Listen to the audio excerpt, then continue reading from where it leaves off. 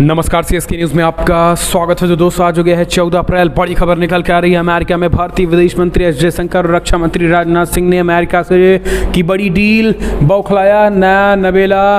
पाकिस्तानी प्रधानमंत्री शहबाज शरीफ दो टूक क्या कहा है भारत को लेकर, वो हम आपको बताएंगे। दूसरी बड़ी अपडेट, विदेश मंत्री एस जयशंकर का ऐलान, यूक्रेन को हमने 90 टन राहत सामग्री दी, दवाओं की आपूर्ति की, हम सारी चीज़ें यूक्रेन की मदद के लिए कर रहे हैं, लेकिन हमें ठप्पा हम पर ना लगाया जाए यूक्रेन विरोधी और रूस समर्थक का। हम किसी भी देश के न साथ हैं और न विरोध में, जो सही वही पर हम तटस्थ हैं। ये एक बार फिर से दो टूक अमेरिका को जवाब दिया।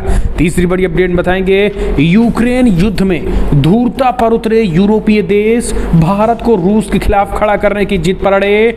कहा आगे अगुवाई करो भारत को। ये सीधा सीधा यूरोपीय देशों की दादागिरी, भारत से भिड़ने की तैयारी कर रहे हैं। अगली अपडेट बताएंगे, G7 की बैठक में भारत को आमंत्रित नहीं करने की तैयारी में जर्मनी। हालांकि भारत ने कर दिया बड़ा खेला तो घुटने पे आए। जर्मनी ने कहा हम बुलाएंगे। ये गलत बात है कि हम नहीं देंगे न्योता। क्या है पूरा माजरा और भारत ने कैसे खेला पलटा, वो हम आपको बताएंगे। इस बीच बड़ी खबर निकल के आ रही है, जहां पर एटमी ब्रीफकेस लेकर घूम रहे हैं पुतिन। ये बेहद बड़ी खबर निकल के आ रही, कभी भी हो सकता है परमाणु हमला, न्यूक्लियर हमले का खतरा बढ़ चुका है। रूस ने कहा कि समझौता नहीं जब तक हमारा लक्ष्य पूरा नहीं होगा। दूसरा, अमेरिका को जवाब दिया है, उन्होंने करारा जवाब देते हुए कहा है कि अमेरिका जो है, जो बूचा नरसंहार की बात कर रहा है, उस पर भी पुतिन ने सफाई दी, तो वो हम आपको बताएंगे। इस बीच बड़ी खबर निकल के आ रही है दोस्तों, बूचा को लेकर इंटरनेशनल जांच एजेंसियां जांच बैठ गई है। रूस और बूचा कांड पे खुलासा जो है रूस के एंगल को हो रहा है, वो हम आपको बताएंगे।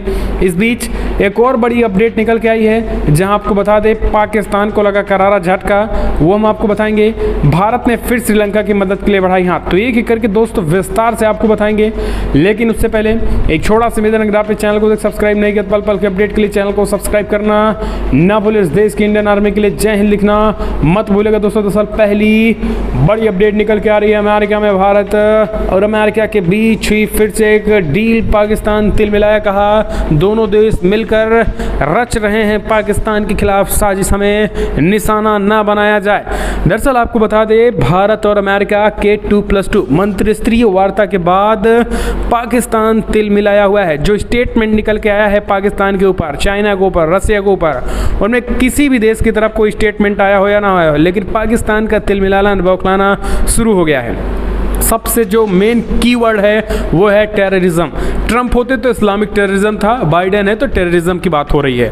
आतंकवाद के मुद्दे का जिक्र करते हुए जिस तरीके से रक्षा मंत्री राजनाथ सिंह ने आतंकवाद के मुद्दे पे उठाया और सीमा पार से आतंकवाद को खत्म करने की नीति बनी, और यहाँ तक कि अमेरिकी रक्षा मंत्री लॉयड ने भी ये माना कि भारत जो है कई मोर्चों पर घिरा है। एक तरफ चाइना है, दूसरी तरफ पाकिस्तान है, तीसरी तरफ उनके तमाम छोटे छोटे देश जो चीन के प्रभाव में है, तो तालिबान ई आतंकी भी जो है वो भारत में घुसते हैं। तो ये भारत और अमेरिका के बीच आतंकवाद के मुद्दे पर न केवल बात हुई, बल्कि पाकिस्तान की तरफ भी अमेरिका ने भी ये बड़ी बातें कही कि पाकिस्तान आतंकी संगठनों के खिलाफ ठोस कार्रवाई करे। ये अमेरिका और भारत ने संयुक्त स्टेटमेंट जारी किया, जिसके बाद पाकिस्तान का विदेश मंत्री भड़क गया।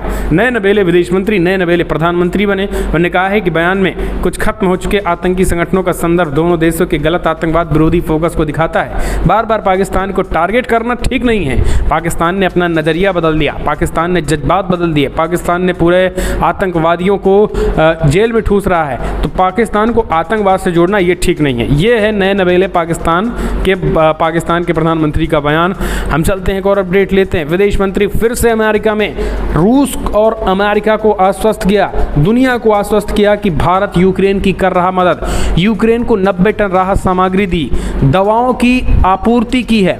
प्रधानमंत्री मोदी ने 3 बार यूक्रेनी राष्ट्रपति से बातचीत की, रसिया के राष्ट्रपति से बातचीत की। युद्ध कैसे खत्म किया जाए, इस पर लगातार शांति वार्ता हो रही है। हम लगातार यूक्रेन के विदेश मंत्री से बातचीत कर रहे हैं। अगर कोई ये देश ये कहता है कि हम केवल एक तरफा रशिया का समर्थन कर रहे हैं, तो ऐसा नहीं है। हम लगातार राहत सामग्री और मानवीय मदद हमारी यूक्रेन को जारी है। और बार बार ये कहना कि भारत जो है वो रशिया का समर्थक है, रूस के इशारों पर भारत काम कर रहा है, ये पूरी तरीके से गलत आरोप है। तो एक बार फिर से विदेश मंत्री एस जयशंकर ने अमेरिका को आईना दिखाया है। एक और अपडेट लेते हैं दोस्तों, यूरोपीय देश फिर से भिड़े, भारत रूस समर्थक देश दिखाया। यूरोपीय देशों ने भारत को लिए निशाने पे, कहा रूस के खिलाफ खड़ा हो भारत। जी हाँ, ये बहुत बड़ी खबर निकल के आ रही। यूरोपीय देश अब भारत को अपने निशाने पे ले रहे हैं। भारत पर राज करने के लिए अंग्रेजों ने फुट डालो राज करो खूब नीति अच्छे से खेला, लेकिन अभी भी पश्चिमी देशों की बड़ी चालाकी से यही खेल खेलते रहे हैं।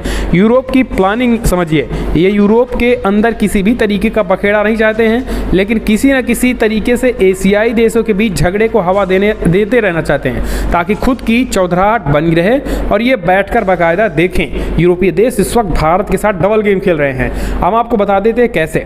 दरअसल यूक्रेन ने रूस के खिलाफ फूंक फूंक कर प्रतिबंध लगाए और भारत को रूस के खिलाफ खड़ा होने के लिए दबाव बनाने की कोशिश कर रहे हैं। ताज़ा रिपोर्ट ये है कि इस साल जून में होने वाले G7 की बैठक में जर्मनी बतौर मेहमान राष्ट्र भारत को आमंत्रित नहीं कर रहा है। रिपोर्ट्स के मुताबिक यूक्रेन पर हमला करने वाले रूस की निंदा नहीं करने को लेकर जर्मनी पीएम मोदी से गुस्सा है और इसी नाराजगी के चलते इस बार जर्मनी भारत को बतौर गेस्ट नहीं बुला रहा है। यही कारण है कि ये जो है यूरोपीय देश चाहते हैं कि मोदी और भारत रूस के खिलाफ खड़े हो, जबकि भारत ने ऐसा करने से इनकार कर दिया है क्योंकि भारत रशिया का पक्का दोस्त है। हम चलते हैं और अपडेट लेते दोस्तों, बड़ी खबर निकल के आ रही है। आपको बता दें, एटमी ब्रीफकेस के साथ दिखे पुतिन, रूस यूक्रेन युद्ध के बीच न्यूक्लियर हमले का बड़ा खतरा।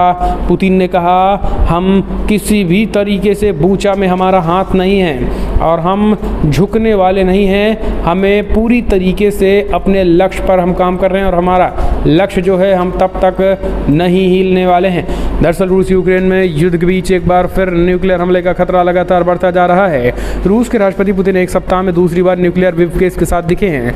पहले एक वीडियो सामने आया था जिनमें पुतिन के साथ एक खड़े शख्स के हाथ में न्यूक्लियर ब्रीफकेस दिखा, और अब बेलारूस में एक वीडियो सामने आया जिनमें पुतिन न्यूक्लियर ब्रीफकेस के साथ दिख रहे हैं। पुतिन कई बार धमकियां दे चुके हैं और अब उनके हाथ में न्यूक्लियर ब्रीफकेस की जो तस्वीरें सामने आई हैं वो और खतरनाक है। 7 दिनों के अंदर पुतिन दूसरी बार एटमी ब्रीफकेस के साथ दिखे हैं। पुतिन की रणनीति आखिर क्या है, आखिर उनकी मंशा क्या है, ये सवाल पूरी दुनिया इसको इस वक्त डरा रहा है। इसके साथ ही रूस के पुतिन ने बड़ा बयान दिया। पुतिन ने कहा है कि अमेरिका जो लगातार बूचा हत्याकांड में, नरसंहार में जो रूस का हाथ होने का आरोप लगा रहा है, ये पूरी तरीके से गलत है।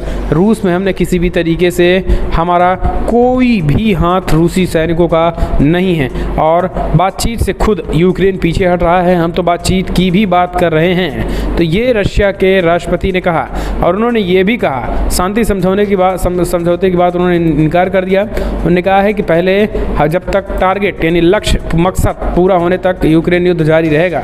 हम चलते हैं और अपडेट लेते हैं दोस्तों, बिग ब्रेकिंग न्यूज़ निकल के आ रही है जहां पर आपको बता दें, सामने आया बूचा नरसंहार का सच आएगा जल्द। इंटरनेशनल कोर्ट ने निष्पक्ष जांच के लिए अपराध स्थल तक पहुंचे। दरअसल इंटरनेशनल कोर्ट ने अब जांच करना शुरू कर दिया है। बूचा कांड में आखिर था क्या, रशिया था, यूक्रेन था या कोई तीसरा देश हाथ साफ कर गया?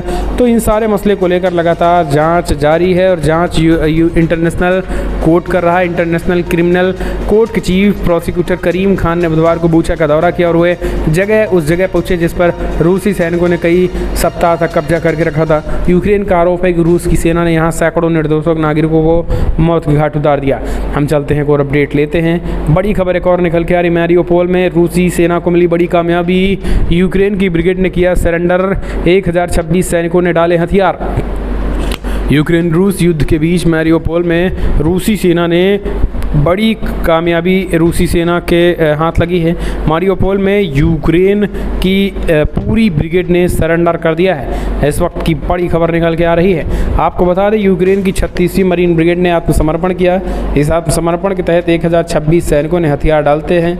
हथियार डालने वालों में 162 यूक्रेनी अधिकारी भी शामिल हैं। रूस का दावा है कि दोनों हिस्सों के बागियों के साथ रूसी सेना ने जो घेराबंदी की थी उनमें रूस को बड़ी सफलता हाथ लगी है।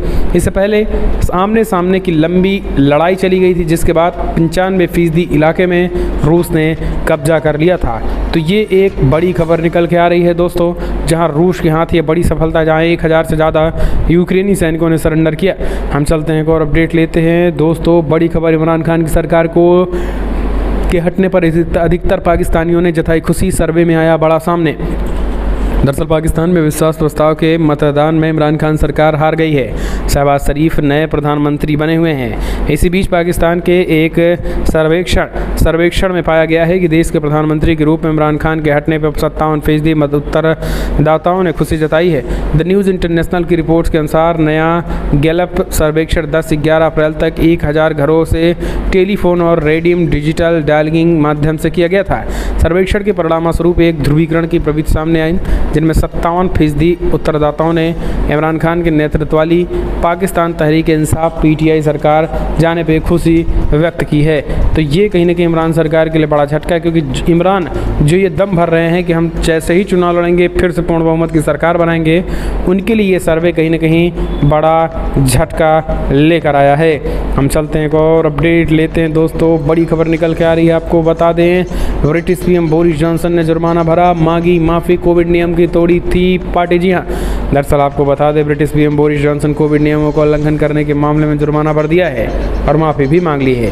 जून 2020 में कोविड नियमों का उल्लंघन कर पार्टी करने के मामले में उन पर यह जुर्माना लगाया गया, जिसे बोरिस जॉनसन ने स्वीकार कर लिया और जानकारी दी है। उन्होंने जुर्माने की रकम का भुगतान कर दिया।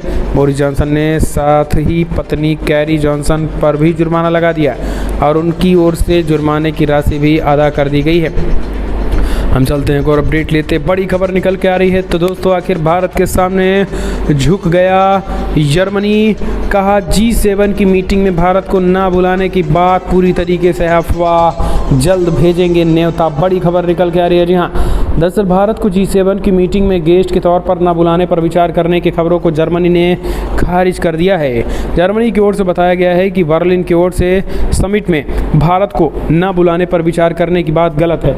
आपको बता दें बड़ी खबर निकल के आई, जहां पर समिट के लिए भारत के अलावा कई और देशों को बुलाने की तैयारियों के बीच जर्मनी की ओर से कहा गया है। इसके अलावा जर्मनी ने अनौपचारिक तौर पर भारत को इसके बारे में जानकारी दी है और उसे G7 गेस्ट के तौर पर आमंत्रित करने पर विचार किया जा रहा है। इस संबंध में जल्द ही बर्लिन और भारत को औपचारिक निमंत्रण दिया जाने वाला है। हम चलते हैं और अपडेट लेते हैं दोस्तों। बिग ब्रेकिंग न्यूज़ निकल के आ रही है अगली, जहां पर आपको बता दें बड़ी खबर, तालिबान ने अब तक 500 सरकारी अधिकारियों को मार गिराया। अमेरिका की मदद करने का था गंभीर आरोप। दरअसल काबुल पर कब्जा करने के बाद से अब तक तालिबान ने करीब 500 पूर्व सरकारी कर्मचारी, अधिकारी, सैन्य कर्मियों की हत्या कर दी है या फिर किडनैप करके उन्हें गला रेत हत्या कर दी है। ये वो लोग हैं जिनको लेकर माना जाता है कि उन्होंने अफगानिस्तान में अमेरिका की मदद की थी। न्यूज़ एजेंसी ANI ने न्यूयॉर्क टाइम्स की जांच में हवाले में ये रिपोर्ट्स बताया है।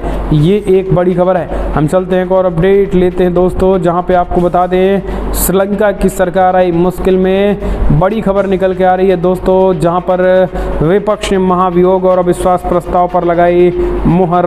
बड़ी अपडेट, दरअसल श्रीलंका में जारी आर्थिक चुनौतियों के बीच सियासी संकट भी गहराने के आसार बन रहे हैं। विपक्षी नेता साजिश प्रेमदास ने बुधवार को राष्ट्रीय गोटाबाया राजपक्षे के खिलाफ जहां एक तरफ विरोध प्रदर्शन हुआ, तो वहीं महाभियोग प्रस्ताव और सरकार के खिलाफ अविश्वास प्रस्ताव पर दस्तखत कर दिया गया।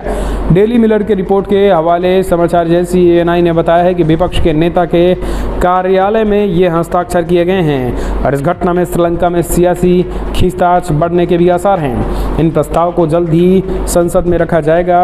यह है अविश्वास प्रस्ताव, राष्ट्रपति के खिलाफ महाभियोग प्रस्ताव व 20 संशोधनों को निरस्त करने का प्रस्ताव, जिन्होंने वर्ष 2020 में उन्हें राष्ट्रपति के रूप में पूर्ण अधिकार प्रदान किए गए हैं। वहीं समाचार एजेंसी PTI के रिपोर्ट्स के मुताबिक श्रीलंका के अभूतपूर्व आर्थिक संकट के खिलाफ जारी विरोध प्रदर्शनों का समाप्त करने के लिए नववर्ष के अवसर पर प्रधानमंत्री महिंदा राजपक्षे ने पहल भी की है। तो ये एक बड़ी खबर निकल के आ रही है। हम चलते हैं एक और अपडेट लेते हैं दोस्तों। बिग ब्रेकिंग निकल के आ रही है अगली, आपको बता दें जहां पर JNU विवाद के बीच वाइस चांसलर शांति श्री पंडित बोली, टुकड़े टुकड़े वाली सोच बदलनी होगी, हम भी राष्ट्रवादी, जांच रिपोर्ट की प्रतीक्षा, लिया जाएगा तत्काल एक्शन। JNU विवाद मामले में VC शांतिप्रिय धूलीपुड़ी पंडित ने फैक्टोरियल जांच के आदेश दे दिए हैं। उन्होंने कहा है निष्पक्ष जांच होगी और हम रिपोर्ट की प्रतीक्षा कर रहे हैं। रामनवमी के दिनों में छात्रों के 2 गुटों में विवाद हुआ था। खाने के मेन्यू को लेकर छात्र भिड़े थे।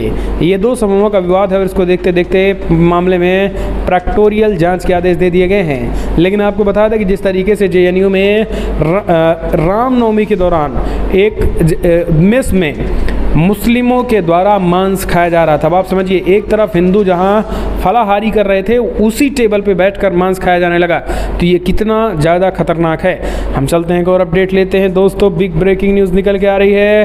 राजस्थान में कल हाई वोल्टेज ड्रामा, गिरफ्तार भाजपा नेताओं को दौसा बॉर्डर पर छोड़ा। तेजस्वी बोले हिंदू विरोधी सरकार के खिलाफ लड़ते रहेंगे। तेजस्वी सूर्या किए गए थे गिरफ्तार। जी हाँ, दरअसल करौली हिंसा को लेकर भाजयुमो और भाजपा नेताओं की न्याय यात्रा की करौली बॉर्डर पर रोक दिया गया था, जिसके बाद कार्यकर्ताओं और पुलिस के बीच झड़प हुई थी। हालात काबू करने के लिए पुलिस ने लाठीचार्ज भी किया था और उसके बाद भाजपा युवा मोर्चा के राष्ट्रीय अध्यक्ष तेजस्वी सूर्या और प्रदेश अध्यक्ष सतीश पुनिया सहित 400 कार्यकर्ताओं को गिरफ्तार कर महुआ थाने ले जाया गया था।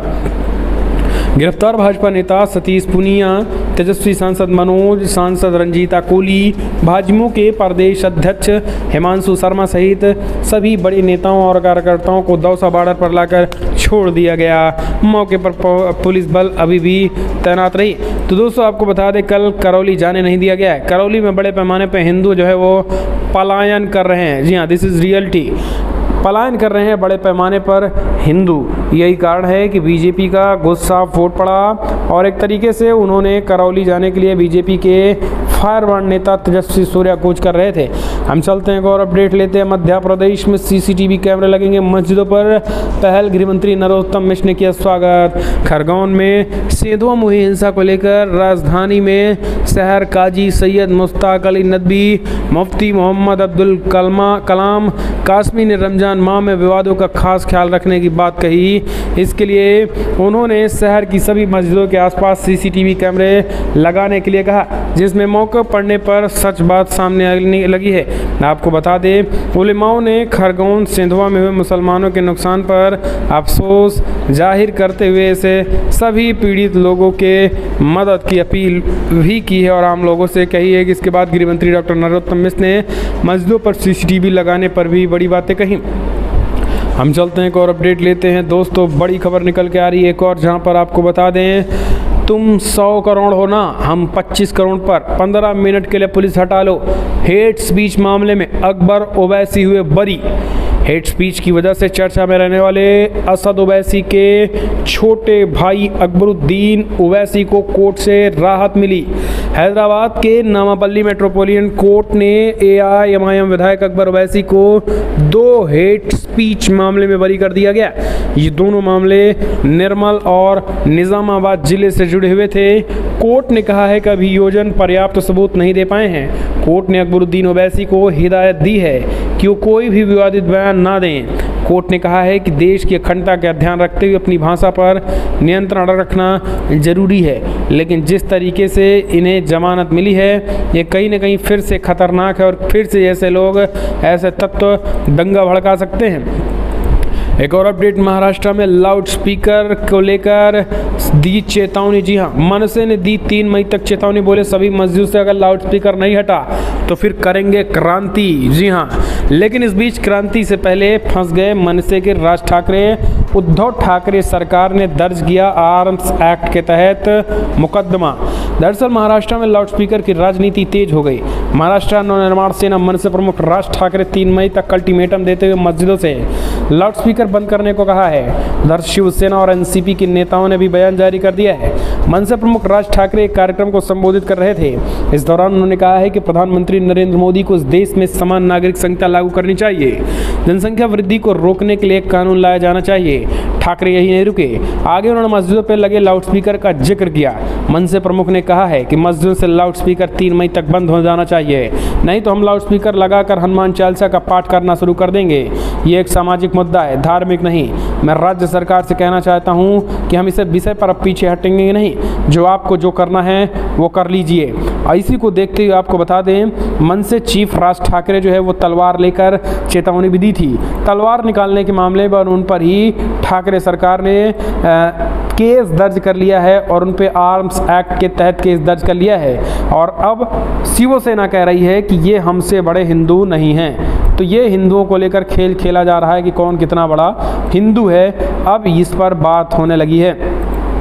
हम चलते हैं एक और अपडेट लेते दोस्तों। बिग ब्रेकिंग एक और निकल के आ रही है, जहां पीओके पाकिस्तान के कब्जे वाले कश्मीर में गैंगरेप पीड़िता ने मांगी पीएम मोदी से मदद। बोली पीएम मोदी जी रोते हुए सुनाए अपनी दास्तान। दरअसल दोस्तों आपको बता दें, पाकिस्तान अधिकृत कश्मीर में एक महिला के साथ 7 साल तक गैंगरेप हुआ। 7 साल तक न्याय मांग रही है, लेकिन न्याय की गुहार लगा रही महिला को न्याय नहीं मिल रहा है। भारत के प्रधानमंत्री नरेंद्र मोदी से मदद की आश्रय की गुहार लगाई। उन्होंने पीएम मोदी से अपनी सुरक्षा और आश्रय की मांग की और उन्होंने कहा कि हमें भारत में नागरिकता दी जाए, हम पूरी तरीके से भारत आना चाहते हैं। मोदी जी यहाँ पूरी तरीके से यहाँ पर लोग जो हैं वो